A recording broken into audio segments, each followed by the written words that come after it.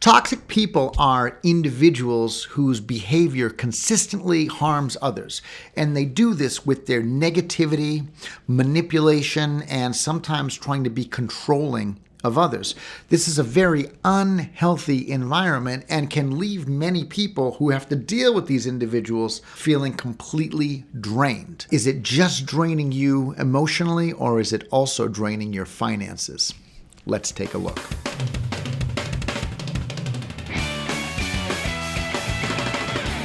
I'm randomly going to select 100 of you to receive your own gold-plated coin. I used to carry around a gold coin kind of similar to this one right here. Not to spend, but because it reminded me of wealth, and it was a symbol for me of what was to come and what I could achieve financially. As a thank you for your support, I want to give you a little piece of motivation to remind you of what you can achieve and the results that you can get in life. So, when this channel hits 500 subscribers, I'm randomly going to select 100 of you to receive your own gold-plated coin. These coins are real currency from around the world that have been plated in 100 mils of fine gold.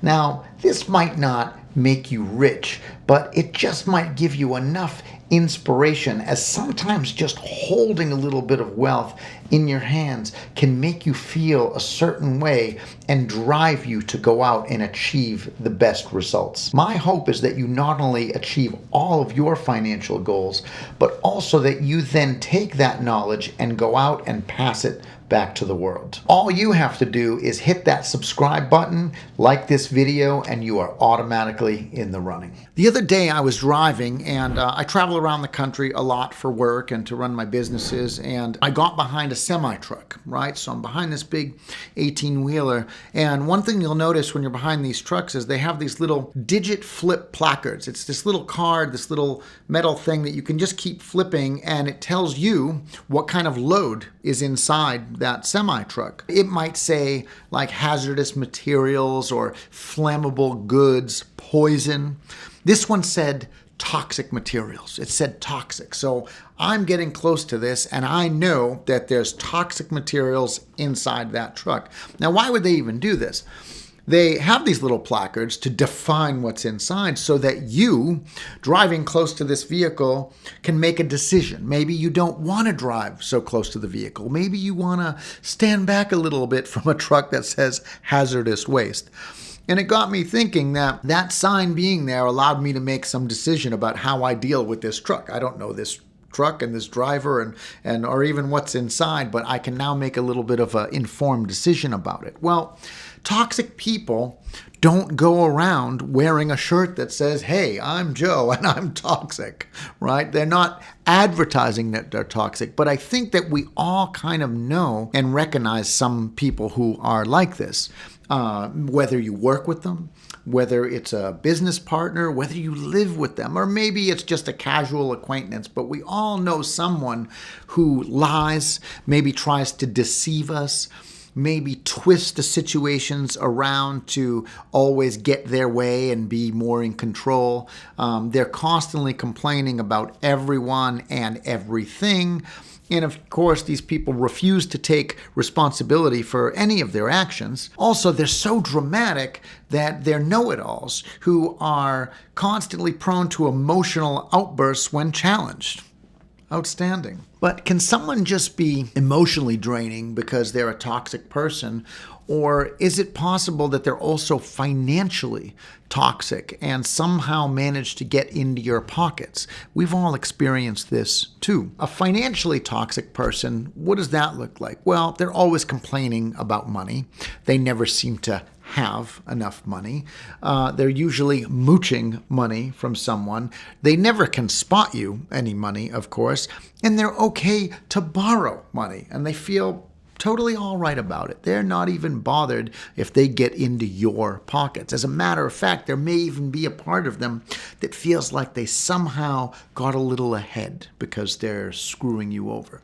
These are some of the signs of a very highly financially and toxic person. What made me even think about this is very recently in my travels, I was going around the country for business, and I'm staying at a hotel, and I come down in the hotel lobby. I run into someone that I know who also happens to be in there. Now, this is just an acquaintance. It's not someone that I'm tight with or have even known for a very long time. I pretty much see them at certain events, maybe once or twice a year, and we'll shake hands. Being cordial and friendly, I, said, good morning and hello to the person. And I asked them quickly after we kind of got our introductions over with. I said, hey, I haven't eaten anything yet. Before I go in, I'm going to grab a quick bite. But I didn't see anything as I'm pulling up to the hotel.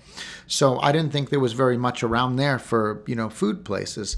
And he said, oh, no, there's definitely something in the hotel, but it's kind of hidden. And, it's just a little pop-up thing they set up, but you can definitely get a bite to eat there. And I said, oh, great.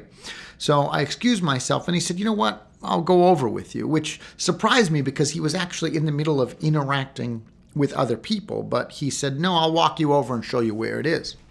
Outstanding. So we go over, I get in line, and it's sort of a cafeteria style setup, right? Where they've got like this booth, and you're going to pick your food and get to the end, and there'll be a little cash register there, and you can pay and then go sit somewhere in the lobby and eat. So I said, fine. And he's next to me, and we're still chatting, and we're still talking. And I order. I notice that he orders something too, the most expensive thing on the menu, mind you. And when we get to the register, he looks up and he says, oh, I didn't bring my wallet. I don't have my wallet with me. Is it all right that you spot me? And I said, yeah, no problem. Like, absolutely happy to do it. And he said, you know what? There's going to be an event tonight that we'll probably both be at, so I'll catch up with you then. I'll pay you back. And I said, it's no problem. Do not even worry about it, but I'll see you at the event tonight. So he's like, no, I'll pay you. I'll see you tonight. So we went about our mornings, went to the event. Everything was fine. It was actually a really successful event. It was outstanding. Of course, the evening event came, and I went back, and he wasn't there. He didn't show. No problem. The next day, shortly before I was to leave, I went down and ran into most of the people from the event and was saying my goodbyes. And I saw him there again, and he was very happy to see me, very, good morning. I didn't make mention of it, and of course, he didn't make mention of it. And we shook hands and we went about our business. I want to say a point about this. It wasn't about the money. It's not about the dollar amount. It's nothing about that. It's more just in how he did it, because I would never take advantage of somebody like that, and it's just not how I am. And furthermore, if I invite you out to dinner, I know I'm paying. Like, that's why I've invited you out to dinner. I would never invite anybody anywhere and then force them to pay or even ask them to pay. If he had offered to pay, I even would have rejected it and said, no problem. I was happy to do it. I was happy to help you out. Hope you enjoyed your lunch. But the fact that he didn't, and the fact that he did it in the way that he did, was more like a respect issue. That he thought he got away with something. He thought he got one up. And as I look more into this person and the interaction we've had over the years, he's kind of always been like that. This is the first time that particular thing happened to me, but when I reflected back on it, I seem to remember that he has done this to some other people, and they have also commented, which I kind of let slide that day and wasn't thinking, but he got me. He really did, right? It got me thinking about this situations in high school. When you're a kid, you hang out with your buddies, right? And everybody's kind of broke. And when I was young and playing in bands, this would kind of happen all the time. And I thought I had learned my lesson because, when you're young and you're playing in bands, we would do these rehearsals. The next thing you know, it was 11, 12 o'clock at night, and we would hang out at this particular little coffee shop we would go to late nights.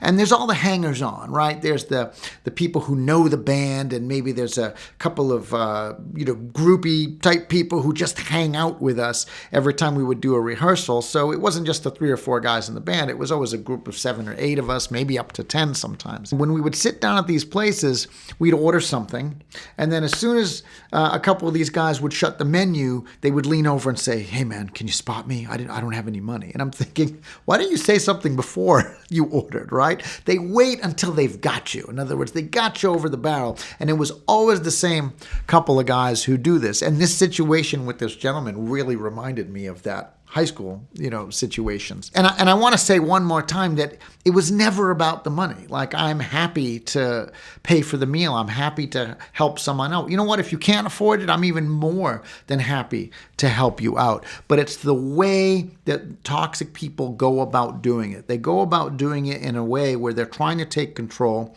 They're trying to manipulate you, both emotionally and financially, and they don't feel bad about it. They're okay with doing this over and over. He will never mention this again, I guarantee it. I just think it's more of a respect issue. I wouldn't do this to anyone else, and I don't like it being done to me. But hey, he got me, so he won out this time. The question is, how do you deal with this?